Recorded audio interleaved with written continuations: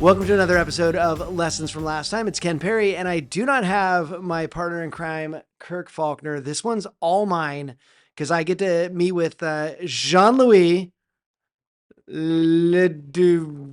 Help. Very close. Help. Very close. The first letters were right. Okay, good. Okay. What's your last name? Le Danois. That's so great. Okay. I could hear you say that over and over and over, and I would never get bored. So first of all, this is not a mortgage related episode. So a lot of times we talk about mortgage and real estate things. And I like to call out in the beginning, this is not going to be about how to get through a very difficult 2008 mortgage industry crash. So for those listening, just know that we're not going mortgage, but I had to have you on this podcast because you are actually a recent member of the team here at the Knowledge Coop, and also my neighbor. And so there's some funny stories there of just how you ended up here, but it's just one of those, like, everything worked out incredibly well and we're super excited to have you. But when we introduced you to the team, you got to tell your story. And so from that, we had to have you tell that story, and not the exact story, but just kind of get into a little bit of your background, because you've overcome a lot in your life. And so I want to dive in, but first I have to say, one of the funniest things is when we first met, you told me and Mindy that your name is Jean-Louis, but we had to call you JL till we learned to pronounce it. How am I doing? No, pretty good. Yeah. Okay, good. Most people in the office that call me by my name, like, I'm grateful for it. I'm really grateful for it. We've had to correct Kirk quite a bit on John Louis, so we were like Jean-Louis. So JL is a good blanket that I still know it's me. In high school, my nickname, and in college, so even in France, was Billy. What? Yes. So that's part of the. I'll take whatever name as long as it's said nicely. It's still. Well, let's call you Hank from now on. I think that's your new name, Billy. Okay, we're gonna get into that. Let's go back to the original. You were born in Venezuela. Correct. And your parents, were they from Venezuela? My mom was from Venezuela. My dad is French. Okay. So, yeah. And so they met, fell in love, they get married, and you are born siblings? 3 sisters. Wow. Yeah, I'm the youngest. So that was interesting. Oh my gosh. Were they incredibly protective? Yes, they were. They were also very nurturing, very maternal. But at some point, that I already have a mom, so it was a lot of maternal energy growing up. Yeah. Wow. Okay, so you grew up there. Talk about the environment down there at the time when you were growing up. Yeah, I remember kind of different stages of what it was. Knowing that by the time I was 8, I was living in France because my dad was a university professor, and he had a sabbatical, so we all moved to France.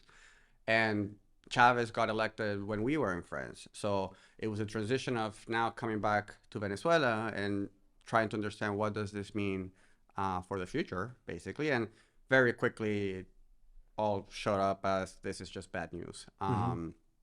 So yeah, it's seeing how slowly the political institutions fell apart, corruption was rampant, crime became a problem. And that's, was kind of the evolution of seeing that transition from democratic country, at least from what I could have experienced in Venezuela, to whatever we want to call it now. I don't think it fits any category of a single name, but definitely not a healthy democracy. And now, did that happen? I think you mentioned from a coup. So was there like a coup or a revolution or something that? So not a coup. I mean, surprisingly, Chavez did make a coup in 91. But that was way before he ran for president. He was in jail for a while. And then he was freed by the president just before him. He ran for government or for presidency, and his whole campaign was around a revolution. It's the revolution against what was, that doesn't work. And he leveraged a really strong message, which was powered by the inequality, the suffering that truly existed in Venezuela. So the message of a revolution is always a good selling point when you're working with people that are struggling and suffering a lot, because that means I get to take the power from those who are oppressing me. So that was what the revolution that I experienced was. And that kept being the message for a long time as the political branding of what he was doing. And so you're growing up in this world just as a little kid. what were your parents doing at the time? Your dad was still a professor. Correct. I was very lucky in that sense because my dad was a world-renowned professor, so he was a very smart, he still is a very smart man. So I did get a lot of analytical and critical thinking from him. My mom had a very high level position in the largest bank in Venezuela, so that also she had a macro view of the country and how things moved, to the point that a few years into Chavez's presidency, I can't even recall how long into it, he started nationalizing banks. So I do remember more than one night at home, not being able to sleep as a family because you know that the CEO of the bank is meeting with Chavez at that point, basically negotiating how not to get your bank nationalized. So I did get a view into a different side of that political theater that most people didn't have the access to. And so as you're growing up in this world where two successful parents, both of them are doing well. Mom's at a bank, dad's a professor, world renowned. What's that like to be in a classroom full of kids and you're the one with the connected parents? Well, I was again very lucky and very privileged. So I went to schools where most parents were like that. So it was a private school, and to the whole point of the inequality in Venezuela, which again was a real issue and well, it still is sadly, that never got, the political movement didn't do anything about it. If not, it reinforced it more. It's a very classist society. So at some point, you live in a bubble with people who are like you, or have the same privilege that you have. So I never felt in that sense different from the rest. I think the part that really was more of a, where do I belong here, came more from my perception of what was going on, my worldview, knowing that I was also half French. I had already lived in France. It was a big contrast to see Europe of the 2000s versus Venezuela of the 2000s. So I think that was more of like, I don't see what everybody else is seeing, or I see something different that other people see, and not everybody could relate to that. I had a friend who lived in Mexico City and was part of the government down there. And it was interesting hearing the stories of their compound, because if they, the kids of the government officials are at risk. You have mentioned to me that you were at risk at points when, with your mom at the bank, there was concern over what happens to you. Are you a target of people that might, want power? So can you talk a little bit about that? Yeah, so that, I think my first memory of that becoming like, it's not just that thing that is happening out there. I was probably like 12, maybe even 11. And again, this was a very privileged high school or middle school, whatever it is, at 11. And it was the fact that a kid got kidnapped in the school.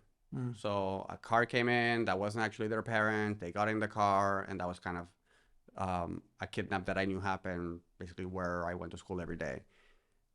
And that's when I started seeing the changes in the world around me. Now you couldn't get in a car and walk into the school, or drive into a school. You needed to have a sign given by the school that only the parents would have, and this security protocols started to develop, just to keep kids safe, because there's no easier target for wealthy parents that the kids that they love and would do anything for them. So that was kind of the beginning, and then at some point, very sadly, it became just the norm. It became a thing that, it can happen anytime to anyone in my social groups or social circles, and you adapt to it, which is a very sad thing to adapt to. But that's, I think, to a conversation we were having earlier, the gift that Venezuela gave me, and that's a gift that most Venezuelans have, is the power to adapt. Things change so quickly and devolved so quickly. And at some point, birthdays were still celebrated, weddings were still happening. Life continues within, all of that. So you adapt by paying attention to your surroundings a lot more, always looking, but also starting to figure out how do we have life when this other stuff is happening around us? Absolutely. It's that part, is the staying awake of what your surroundings are. And it also allows to appreciate the smaller things. because then you're just grateful to be alive, because being alive is not given. It's not a thing that is for granted. So I think that's one of the elements that again, this gratitude, what I experienced at the moment. Clearly it was not gratitude what I felt. It was more anger and confusion of how did we end up here. But today I take it as that was a gift that was given to me. So I'm curious, did you know anybody from the other side? Because it sounds like the two sides of class, the two classes were very separate. Did you have a window into that world, or did that lock you more up to like, we need to just make sure we stick together because there's danger out there? Few windows, and that's a sad thing to say, to be honest, but that is part of what was in that environment. Few windows, very few windows. Charity work was probably one of the biggest ways that I saw the reality on the other side. And that's also one of my formative memories as a child. I probably was like 8 years old.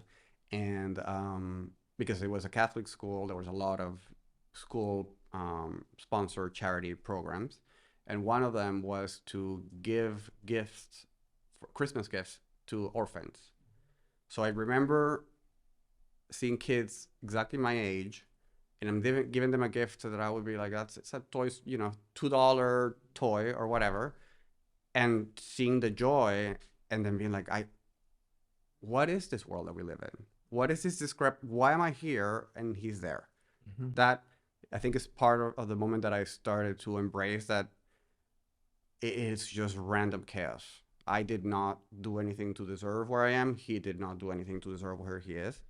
And I think that humbled me enough to understand that just be kind to anybody, because nobody chose the reality that we live in. It just happens. You were born, into a different family than they were born into. Your circumstances were dictated by that. It's so interesting going to Guatemala quite a bit. I love taking kids down there because they get that view. I get to watch those eyes open and go, the only difference is you were born in a different place than I was. You were born into a different community than I was. Like, it really is, it's understanding the privilege that you have of where you were born and how you were able to be raised. And I just love when people can see the other side of that and going, oh, because I think it's easy to take things for granted. And for a lot of people in that environment, you can go, gosh, shun the poor people, like, let's live in our bubble because this bubble's super comfortable. But A, it wasn't very comfortable. And B, you didn't shun. I mean, you just kind of looked at that and went, dang, I'm kind of realizing the gift that I've been given. And part of, I think, that skill that is required, maybe it's not a skill, maybe it is a gift, because I don't want to be unfair to those who can't experience this, but empathy. It truly is and has been for me a challenge to deal with the level of empathy that I'm capable of feeling, because at some point there's a lot of suffering out there. So the ability to take it all in and absorb it, I mean, I have to figure out how to deal with it. But that's what allowed me to see that at that moment, I could connect with this kid. I understood how we were the same. We were just a soul inside a body, and we had no control. Neither of us had any control over it. So, yeah, and I kind of lost the point of your last comment there, but the empathy is kind of what I take out of. That was the gift that I was given to be able to get to the conclusion that you were bringing up of being able to put yourself in somebody else's shoes and try to connect to their experience, even though it's so different to yours. What I got to hear this. Is it a true story that at your mom's bank, they had a bag full of cash ready for you if you ever were kidnapped? Sadly, it is true. Really? And it was truly called a Happy Meal. They call those bags a Happy Meal. I've never actually saw the bag. I don't know if it was a paper bag or a duffel bag. I have no idea. I have no idea what the price tag on my head was either. So questions that I never asked, and I truly do not want to know the answer. But part of her department was risk management. And we're talking risk management for a company of thousands and thousands of employees, again, international bank at this point when this was happening. So one of the risks is, what happens if our C-suite, their kids get kidnapped or they get kidnapped? These are operational risks that you have to take into consideration in the reality that we were in. So one of the mitigating tactics of that was, let's just have the money ready for when if it happens. What's that like to know that there's a bag of money ready because that communicates the likelihood, right? Because it's one thing, I grew up in California when the Night Stalker was around, and we all thought the Night Stalker was going to get us. Just hearing about the Night Stalker was scary, but we also knew it's one dude and there's millions of people. So but I can remember that vividly. I can remember, like, if I heard something outside, I'm like, it's a Night Stalker. Like, so if that was happening to me, what's it like for a little kid knowing that there's a bag of money? Because now it's not, this is a possibility, it's now a likelihood. It turned me into a cynic, to be honest, for a long time. I was very disappointed in the world. Oh, wow. To know that that was just what was. I did find comfort learning about history and learning about the level of suffering that has existed throughout, at least recorded history, which is plenty long and there's plenty of suffering in it. Mm-hmm. So I kind of at some point made my peace of like, this is just a part of history that I get to live. Like, somebody in the Holocaust would have definitely not chosen that reality. Mm-hmm. I don't get to choose mine. I just get to experience it. Mm-hmm. So, but I have to admit, it has left damage. That's what I would call it. That is still hard to control, which is post-traumatic stress disorder, a nervous system that is always absolutely wired, cautious. It left an impression, mm-hmm. for sure. Do you remember was there any tactic you could use, or did you know of any skills? We have so many skills right now. Like, people make fun of me because I go meditate in the other room on that spiked mat. We know we can do that now, but I don't think people were doing that as much back then. Was there anything you can remember where like you were able to do a breathing technique or like anything that would calm you down, or was just kind of, you didn't have those yet? Sadly, no. And I think that's part of what turned my journey into the tumultuous or difficult part of my late teens and early 20s. I started drinking very young. Probably early teens, when I would steal my parents' vodka bottle and drink myself to sleep. It was very rough. I have to admit, it was very rough. And to this day, still, I'm only learning what it is to relax.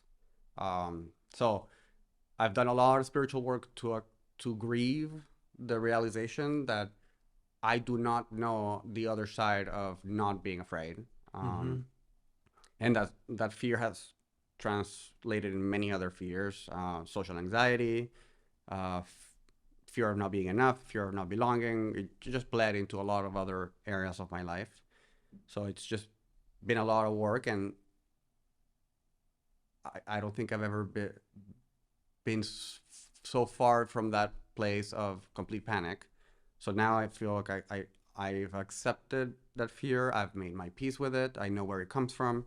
I know what it cost. And now it's just part of who I am. It's my story, and kind of embracing it. And wow. Yeah. We were talking in the break room the other day about how many people have this like massive reaction, and then they don't deal with it. Like, where did that come from? Like, but everything comes from something, right? Everything can be traced back to an experience you have. And once you trace it back to that experience, you kind of take away its power in the current situation, because you're like, oh, this isn't what's happening now. This is reminding me of what happened back then. But again, that takes a lot of work as an adult to get to that point where you can draw those lines. And if you don't do the work as an adult, then you never draw that line, and it can really lead to spiraling. And it sounds like you've worked through a lot of that. You described it perfectly. At least that's how I experience it too, or at least how my worldview today describes it. There's a element, you're able to disconnect between, it might not mean that you don't have a reaction still, but the intensity of the reaction, the time between reaction and awareness of reaction, I think that's all that gets enhanced by that awareness of where things come from. I think one of the hardest parts of that exercise for me was to go back to those moments, which are usually pretty difficult moments in life, go back to that version of me, so in this case a child, go back to that kid, nurture that kid, let it fall apart again, and give him the support that he didn't have when he fell apart. That's been quite the journey to learned to love myself. Yeah. Yeah, that's been challenging. If you are watching this podcast and you're in the mortgage industry and you haven't checked out the Knowledge Coop, you definitely need to dive into the Knowledge Coop. In there, you will find content and community that will help you grow as an individual by learning everything there is to know about the mortgage industry. If you think you know everything, just dive in and take some classes because there's always something more you can learn. To be successful in this business, you've got to continually learn. In addition, if you're a company and you want to teach your people in your own environment, we've got that in the Knowledge Coop Enterprise Services. So reach out to us, check out knowledgecoop.com. Definitely join Coop Plus. Let's get back to the podcast. Wow. Okay, so let's take it from there to how you got to France. So you're 17, you're still in Venezuela. What's the transition point where you leave? Yeah, that was a great opportunity that was given to me. And again, I was extremely lucky because I already had dual passports. I was a French citizen and a Venezuelan. So that already opened the doors to all of Europe. I didn't have to worry. I just got on a plane, landed there, and wherever I wanted to live, work, study, I could do whatever I wanted. Mm-hmm. Knowing that a lot of Venezuelans left without that privilege. A lot of my community in France were people who left without that privilege. And at the end of the day, a lot of people could not leave like we left on a plane, arriving to have an education. You leave with a bag, your kid in your hands, you just run. And that was a big issue for Colombia and Brazil because people literally walked through the Amazon to just get to the other side. Whatever it is on the other side, doesn't matter as long as it's not here. So that's how I ended up in France. At part of that escape, even before things got really bad, just my parents were kind of visionaries in that sense, but also strict in the sense when they told me you can go wherever you want. We'll pay for university in the U.S., in France, Spain, Finland, whatever. We don't care. You just can't stay here. That was kind of my senior year or just before that messaging.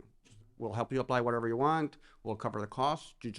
We won't be okay with you staying here. And it had gotten really bad by this point, right? It got worse after I left. It got significantly worse after I left. Because at that point, I never struggled with not having power, not having water, not having food. I could buy Starbucks frappe from the supermarket if I wanted to. The inflation was an issue. There were some issues, but that was not the issue. Many years later, things evolved significantly. So now, yeah, not having food available, that's like a reality. You could have money, there's still not food. You go to a supermarket, things are empty.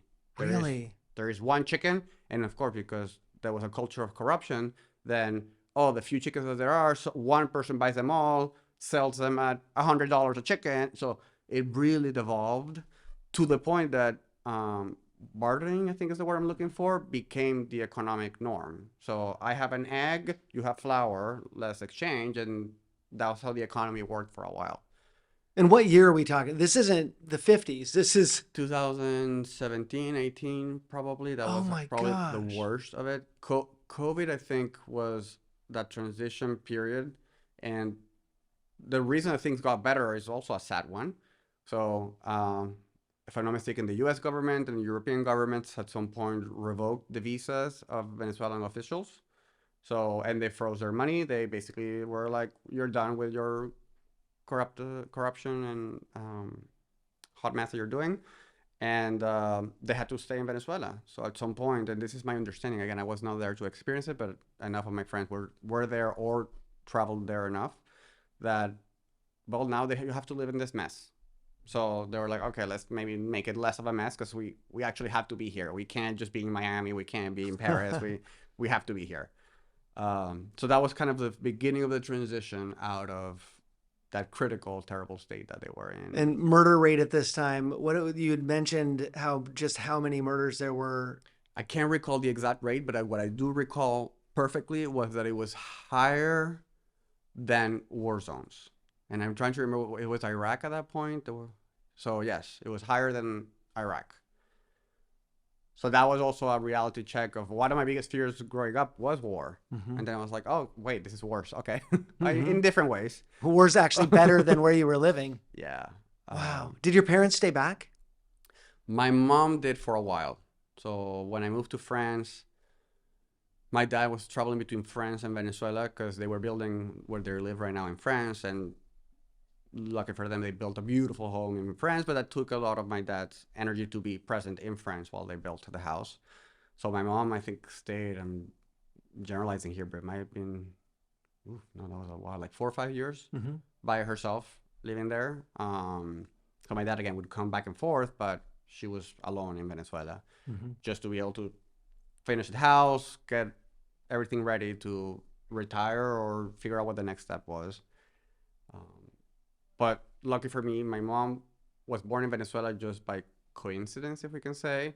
My grandpa is from Belize. My grandma is from El Salvador. So we didn't have family other than our immediate family in Venezuela. So once she left, we lost all connections that we had. They still have a house there, which is a little crazy. And they were there a month ago. Oh my gosh. Yeah, they spent a month and a half there. And again, right now things have turned around significantly to the point that they were sharing pictures there. We're having a blast. The economy has dollarized, so everybody pays everything in dollars. Wow. Prices are dollarized too, so that was also a kind of a shock to buy cilantro for $3 when cilantro should be like cents. But there's more of a balance now. It's still clearly, to be able to afford $3 for cilantro when the minimum wage is what it is over there, it still shows that the inequality and the suffering of the lower class is still as bad as it's always been. So I guess my point is it's not actually that much better. If you're privileged enough to be able to experience that side, then yes, it's not as bad. It still sucks for everybody else. Yeah, I think that's more of an accurate statement. So when you land in France, you'd graduated high school, and you were now moving into figuring out the rest of your life. You spoke French? I did. I couldn't say that I was 100% fluent. I don't know, enough to be able to communicate on a daily basis, but not college level writing, which really was the most difficult part at the beginning. It took me at least a year before I literally did not get notes on my papers being like, do you even speak French? I perfectly remember that in red circled in my first paper. Do you even speak French? That one still hurts. Nonetheless, France, because of the public education system, means that everybody can get in. It's very affordable. Some of it, it's not all of it, is subsidized. So classes are very, very large. So you have to imagine psychology, which for a lot of places in the world, psychology is where people who don't know what they want to do end up in. So psychology class or program was particularly a large one. I think we were like 1,000 students in the first year. Wow. But because it is so accessible, having a bachelor's degree is like, everybody has a bachelor's degree. This is not particularly challenging to get. I'm generalizing here. Of course, it's not, but there's a lot of the population that have a bachelor's degree. So the challenge is that you need to get a master's if you're actually hoping to become a professional at the level that I was hoping to become. And there's only a limited amount of seats per master's based on the availability of jobs on the market. So that's the French way. Wow, so that way they don't flood the market with qualified people. Correct. But that means that my program, there were 20 places on my program. So from these 1,000 students, there were more than one master for psychology, but there were maybe 5. So there were, let's be generous, there were 100 positions available. From 1,000, only 100 make it. Wow. So I'm proud to say that I made it to the master's Well, program. you went from do you even speak French to make it into the master's program where Yes. 10% of people roughly were getting in. Yes, that was, it was challenging. I'm not going to kid. Those were some of the most difficult time for me of not believing that I was capable or good enough to get through the system. But on the other side, I was class delegate of my master's program. I did an international exchange. We wrote a book as a program. I was super proud of my thesis. So it's a happy ending, let's call it that. But it was a really difficult period. Well, I want to ask you about when you first landed. I mean, you're now in this school. There's a lot of kids in the school. You have I'm not sure what your accent sounded like to them when you Mm-hmm. first landed, but I got to imagine that you didn't fit right in. I mean, the do you even speak French gives me a tip that maybe you weren't dropping in and they're like, oh, this kid must have grown up in France. So how'd you fit in that world? I found the right people. People who thought it was charming. That's not the word. They saw me for who I was, which that's the wedding I'm going to France this summer is one of my college friends. Uh-huh. And she still is a very meaningful part of my life. But she was one of the 3 people that were there on one of the first days when I couldn't remember the word for ATM. So this is how I went. Do you know where I can find the machine where you like put a card and like money comes out? And I was doing the whole mimicking. So yes, they thought that was charming. They thought, they didn't judge me for that. They didn't find it that I was lesser just because I couldn't or didn't have the vocabulary that a regular French person would have. Mm-hmm. So yeah, it was an interesting place to navigate. So you found your small tribe. Correct. Man, Right. I think it's every parent's goal for their kids when they land at college that they find a tribe, because it can completely spin a college education if you have the right, just 3 or 4, touch points, those rocks that you can always go back to and go, okay, well, no matter what, these people know me and like me. And so you can deal with a lot more of the chaos when you've got that, hub. So I'm glad that you found that spot.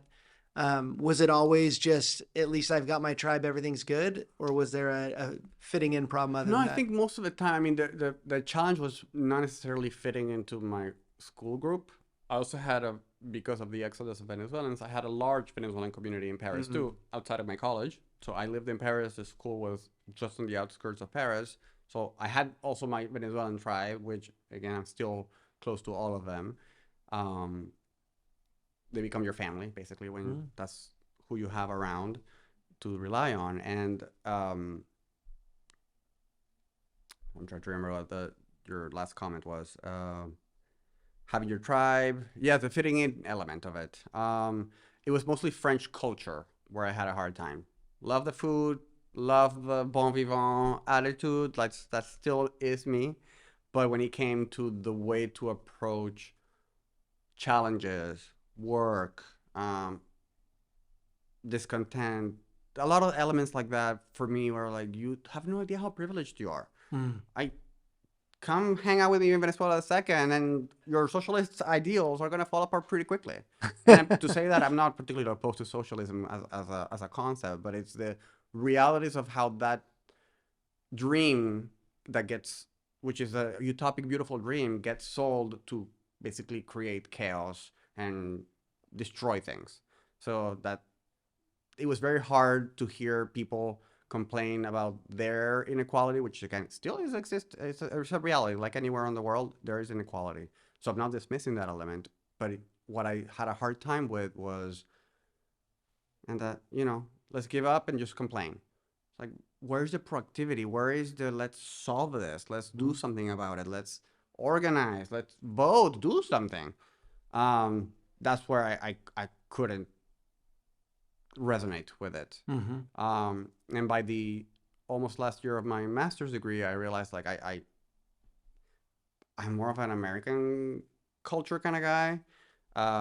To put things in context, Venezuela is just 3 hours away flight from Miami, so it's very close.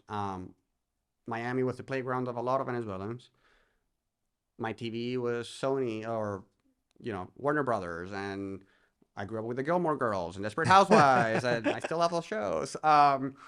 So Friends, like I grew up with that being my cultural references. Mm-hmm. So I probably absorbed a lot of that.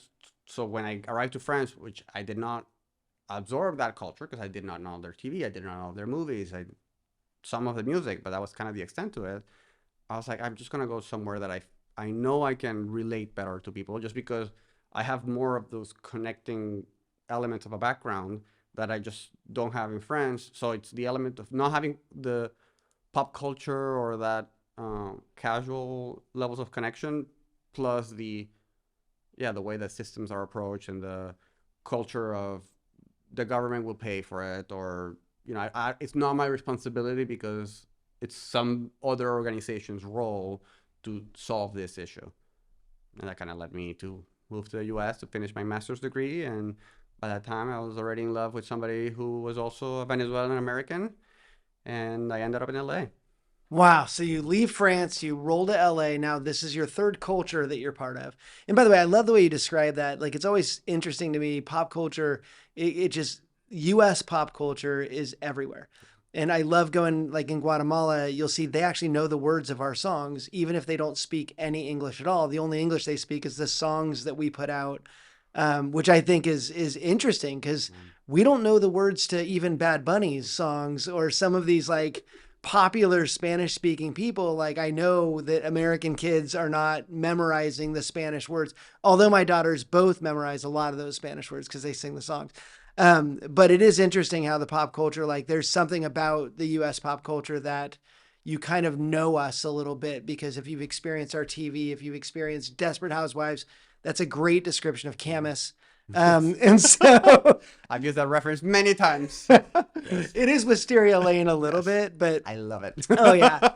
So you had those experiences. So when you landed here, was it an easier thing for you to transition here than it was for you to transition out of Venezuela into France? Yes. Because again, you also understand the culture a lot more when you understand the references that created the culture. That was, I think, what drove my fascination, and still is, for media, is the power to shape things is absolutely incredible. Mm-hmm. It shapes beliefs, it shapes relationships, dynamics, it shapes everything. So I knew that I could fit better around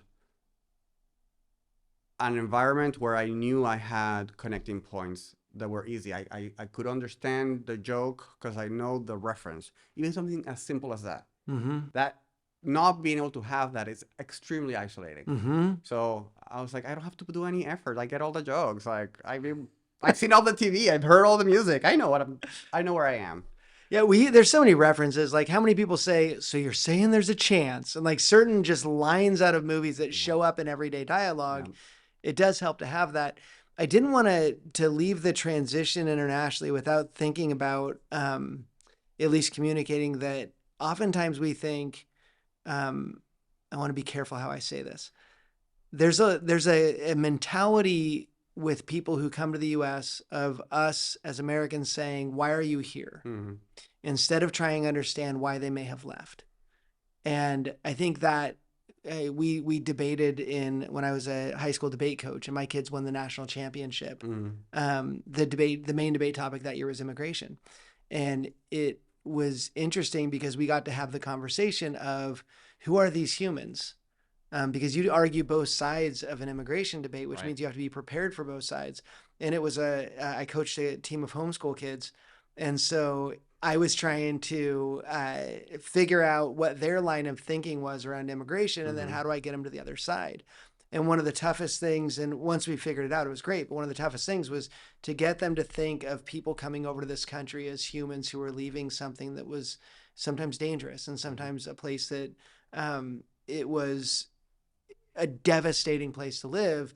And I guess my encouragement for anybody listening is, it's okay to hold both those things, like to believe that, there should be some, thing to be done, to qualify or whatever to move in, but also to hold that thing of like, of course they want to leave. Like Venezuela during that time, the way that you described it is like, of course you want to leave. Like, where can I go that I don't die tomorrow, that I'm not worried about kidnapping, that I'm not worried about the crime, the murder rate being higher than some war zones. Like, it's just interesting to be able to sit in that for a little bit and just think about it and go, okay, let's have a better understanding of people based on them being humans instead of just having the token, the token big just perception without reality.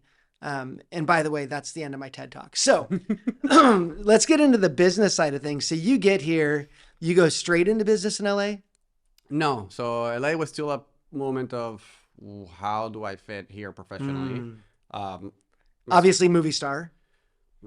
That was never on my roadmap. Oh, no. But the challenge was like, yeah, it's a French university. It's not a known name here in the US. So it doesn't bring the opportunities that coming from a top tier school would have, where there's people just, their job is just to help you find a job too. So the support system around that didn't exist. So I still had to navigate a little bit of where do I fit. And the opportunity really just fell on my lap, to be honest. I can't say that I found it. So by a contact of a contact, this person wanted to launch an idea. They were very busy, professional with a full-time job at a very big company with big responsibilities. And they knew that just they needed to get things moving so that they could figure out, can this go somewhere or not? So this contact made the introduction. He shared his idea with me. I did a presentation to kind of say like, okay, this is what I understood it is. This is what I understand the vision is. And clearly it won him over, realizing that I was capable of understanding things so quickly and then processing them and providing him with a conclusion with it that, yeah, I was his number two for many, many, many years. So from creating the name to buying the domain to from there until 7 years later, I was building this company out of Silicon Valley. And so I can't say that I seeked it. It just landed on my lap. But that was professionally the best thing that could have happened to me. The exposure that I got, the skills that I got to develop, how I got to learn by observing. And luckily, this person brought a ton of experts in the domain, from the domain. So when you're a mile away from Facebook, well, it's easy to talk to Facebook people. When you're a couple of miles away from Google, so having that, being that part of your community and surrounding when you're doing this work, just allows you to have an insight that is really hard to have if you're not in Silicon Valley, basically. That with the connections around the consulting world, we also got to have, Bain consultants, Capgemini consultants, Accenture, Ernst & Young, PricewaterhouseCoopers. Well, my husband was a PricewaterhouseCoopers director, so that also didn't hurt. So anyways, it was having that environment that just took my brain. It was like, I want to take it all. I want to absorb it all. Well, and being young in Silicon Valley, that's normal for Silicon Valley, right? Your age wasn't, because I was thinking, what was it like to be a young person with that kind of success? But I mean, Zuck was how old when he created Facebook? Like, yeah, I mean, being young in Silicon Valley, did you feel like you fit in that group? And also a lot more culture in Silicon Valley because you have just it's a really nice melting pot in there. Yeah. That would fit for me. The interesting thing is that the founder of the company, we had 30 years difference between him and I. So there was an element of I'm being trusted something very big here. A person at this level does not take a risk like that lightly, especially with the position that they had. So that was what felt different for me. It's not me and another 20-year-old trying to come up with an idea. I am developing something with somebody who has wisdom of how this works, understanding of the bigger picture, and when it comes to corporate America and how things work. So that was, I think, the only element that felt different for me. Of, well, I'm not just doing this startup-y thing that everybody does here out of Stanford, and we all hope to make it coming out of Stanford. So, but that being said, yes, the age group of people that are very talented, because again, it's just this big companies just bring talent from all over the world, and usually they're the best of the best. I never thought of myself as the best of the best ever, but I also never experienced a ton of gap when you're talking to people. I was like, yeah, we can talk about travel, we can talk about work, there's very little that it's not there's a lot of similarities that are there. So it's a contrast multiple times in my life, because in Venezuela that was the case. Again, a community of a lot of people who are alike. So when you talk about travel, it's not shocking. When you talk about lifestyle, it's not shocking. Moving to France was one of my first moments of like, oh wait, I am as rare as you can be. Like, also understanding the depth of your privilege. It make a little piece of with that too, because I felt guilt for my privilege most of my life. So Silicon Valley was one of those moments where I don't have to be reminded often of my privilege. It's just everybody's privileged, so it's fine. I mean, nobody can afford a house and everybody's homeless, but Right. yes, it was easier to find people where I'm like, okay, I kind of belong here. Mhm. But at some point, also Silicon Valley, and San Francisco, and the prices are absolutely insane. So we came to Portland for a summer at some point, and was like, oh my God, what is this magical place that That's we're how in? everybody ends up. They go one trip to Portland, always in the summer. If you came in March, you wouldn't move here. Yeah. So yeah. And my ex-husband had a lot of community here because he attended a school up north around Seattle. So that was a big opportunity to be like, okay, we have a little family there too. So it's not going to be a huge shock. I think we were more alone in Silicon Valley than we were if we moved here. So yeah, that's how I landed here. And the rain still sometimes bugs me. As it does the rest of us too. And yet I love it because that's what all this greenery, all these waterfalls, you can't have that without the rain. So I feel like it's a way to appreciate also having water, knowing that water is going to be a scarce resource in most of the world. If you're like, oh, okay, it falls from the sky, awesome. Yeah, a lot. It's so funny because I would call that a totally separate culture from where you moved from California, moving up here. So you've actually had four cultural shifts, main cultural shifts coming up here, which is a lot different, not as significantly different as some of your other moves. But you came in here, had to fit in. I do want, and we're coming up on the end, but I do want to know, can you talk a little bit about the meetups you did? Because you got here and were like, you've kind of taken control of your destiny everywhere you've gone, right? And so here you're like, need friends, I'll just make some. That's a good story. That it's a lovely way to wrap up. So after I got divorced, my biggest passion in life is cooking. Like I truly just love cooking, but I don't love. Let me rephrase that. I love cooking for others. Uh-huh. So I realized I was now in a position where I was single, and I was like, I have nobody to cook for, and if it's up to me, I'll eat mac and cheese for the rest of my life, and that doesn't work for me. So I created a meetup called Dinner with Strangers, and that was around the time that I met my current husband. So I set up this meetup and was like, hey, if you want to come over for a dinner, complete random strangers, Oh my I'll make you a gosh. 5-course meal. And I was still very, it was still very recent. The divorce was still very recent. So I wasn't ready for a relationship and I needed a bunch of buffer. So I'm like, hey, my current husband, do you want to join this bunch of strangers too? So that, we get to all meet as strangers, but I have buffer. And it turned out to be a success. One of the people moved out, but the rest were still connected here. So, Wow. and I ended up marrying one of the guests. So yeah. That's crazy. So you just like, let's just see what happens. And where's that from? That ability to just, I know a lot of people that wouldn't do that. That's a great question. And I think at some point in my spiritual exploration, I realized I let myself touch the most hurtful parts of myself. Really break my heart to the extreme. And then it's like, oh, I have nothing to fear then. I'm not afraid of this pain because I touch it all the time. I go in there, no problem. Like it's just an everyday thing. So giving into that just suddenly makes a lot of things not as scary because, again, what is the worst that can happen? I can reject it. That's not as bad as whatever painful memories I have.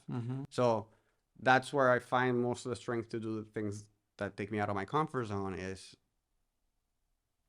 not caring. There's a lot of words that I could use to say polite, so I'm going to say not caring. Wow.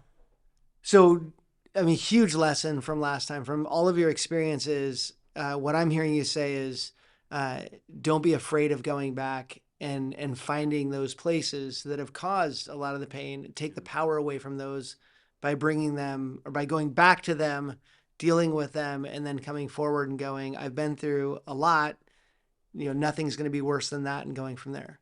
I think that's a lovely way to put it. It's when you know how to heal your heart, getting a heartbreak is not as terrifying anymore. And heartbreaks are, for me, one of the hardest things. And heartbreaks doesn't need to come from a relationship, but there's a lot of things that break our heart in the world that we live in. So once you know how to mend the broken heart, it's like, oh, okay, I think I can navigate whatever's showing up. Wow. So amazing. Well, this has been an awesome conversation. I do have to ask you the one question we ask every guest. At the very end, we ask this question. Are you ready? Sure. Okay. Knowing everything that you know and experiencing everything you've experienced in your journey, if you were to go back to 10-year-old Jean-Louis and give him one piece of advice, based on everything you know now, what would be the piece of advice you'd give to your 10-year-old self? I'm very lucky because I've had to answer this question in therapy. So trust the process.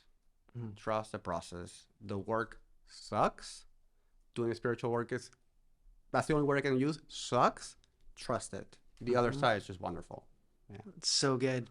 So I always think of who's going to be listening to this and what they need. And I know that last bit for some people who are going through it right now and diving into some of those old areas and trying to figure things out, that word right there is going to be great for them, because it is sometimes hard to see the other side of it.